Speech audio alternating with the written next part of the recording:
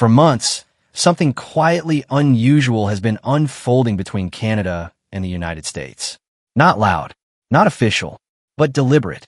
While tariffs, threats, and press statements grabbed headlines, another strategy was taking shape behind the scenes. One that didn't rely on formal negotiations, but on indirect influence. Informel contact. Political outsiders.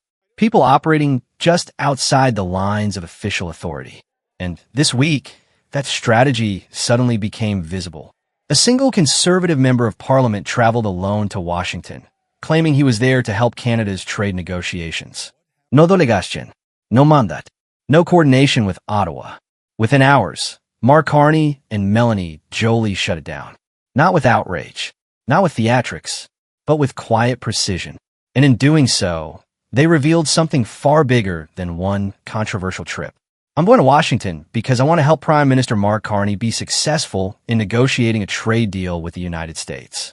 That was how Conservative MP Joly explained his decision. He framed it as patriotic, bipartisan, necessary. Yes, he acknowledged the political irony. A Conservative MP supporting a Liberal Prime Minister, but insisted this wasn't about party lines. It was about Canada. On the surface, it sounded reasonable, but in diplomatic reality, it was anything but. Members of Parliament do travel internationally. They meet counterparts.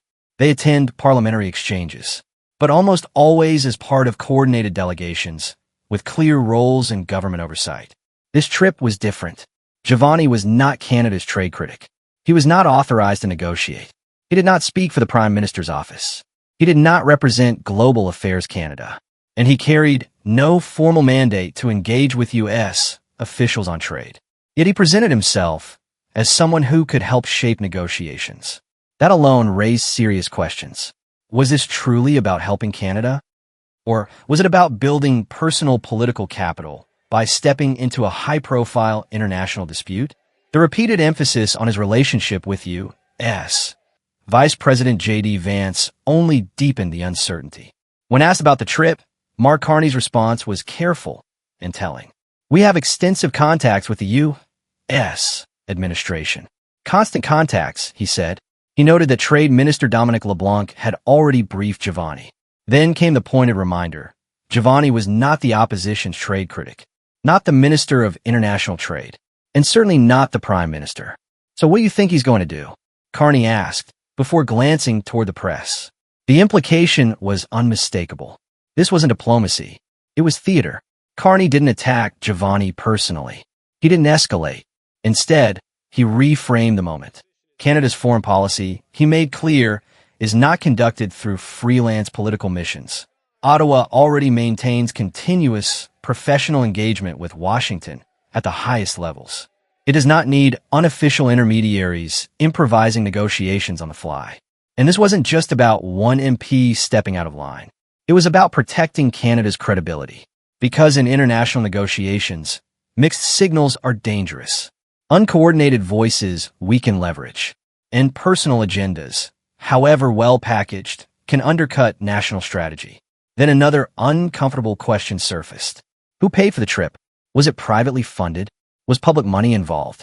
Was it covered by party resources? At the time of reporting, no clear answer had been provided. That silence mattered. At a moment when Canadian workers are worried about tariffs, manufacturing jobs, and economic stability, symbolic trips without authority or transparency carry real political risk. This was not a game. This was not optics. This was about livelihoods. And hovering over all of it was a deeper, more unsettling undertone. A reminder of how casually power can be tested, how unofficial channels can be used to probe pressure points, how narratives can be nudged without ever being formally declared. Canada should be the 51st state. It was said jokingly by some, provocatively by others. But moments like this reveal why such remarks land differently now. Because sovereignty isn't lost all at once. It's tested quietly, one move at a time. It really should. That was not a joke. It was a statement. Donald Trump went further. He spoke of Canada's military as if it were already at America's disposal. He dismissed Canadian industries outright. Cars, lumber, resources as unnecessary. He described the border not as a sovereign boundary, but as an artificial line, casually drawn in sand or ice. Remove that line, he said, and what remains is a single, enormous landmass. Beautiful, cherished, incomplete, until absorbed. When Trump says Canada should be the 51st state, he insists he means it. And this moment cannot be dismissed as an offhand remark. It fits into a broader, unmistakable pattern. For years, Trump has singled out Canada with unusual persistence. Trade threats, sovereignty jokes, mockery of Canadian industries, repeated references to economic dependence. Analysts in Washington have quietly noted it. Canada occupies a disproportionate amount of Trump's political attention. This isn't random. It reflects a strategy. Trump's negotiating style is built on unpredictability, pressure, and public spectacle. He destabilizes first. He dominates the narrative. He forces reactions. Only later, sometimes much later, do explanations or reversals follow. Canada, deeply integrated into U.S. markets, is especially vulnerable to this approach. That strategy surfaced again with a recent threat against Canadian-made aircraft. Trump floated massive tariffs over certification issues that regulators were already addressing. The legal authority behind the threat was unclear, but the impact was immediate. Markets reacted. Uncertainty spread. That is the pattern. Instability first, clarity later, if at all. And the pressure doesn't stop at trade. Canada's defense decisions are now entangled as well. The F-35 fighter jet program, central to Canada's military modernization, has become politically sensitive. Ottawa faces a difficult question. Continue deep integration with a partner that repeatedly threatens economic retaliation, or diversify toward European suppliers and risk provoking Washington. There are no easy answers. Every option carries consequences: economic, strategic, diplomatic. And Trump's unpredictability makes long-term planning fragile by design. That volatility formed the backdrop for Mélanie Joly's response to the Joly episode. She acknowledged that contacts with U.S. officials continue. But she also raised a sharper point. While unofficial trips were being discussed, entire communities were being ignored.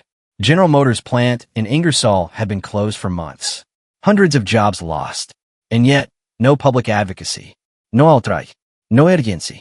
Her message was measured but firm. Canada speaks with one voice in international negotiations. No individual MP, regardless of intent or connections, has the authority to freelance foreign policy. Diplomacy requires discipline, coordination, trust between institutions and allies.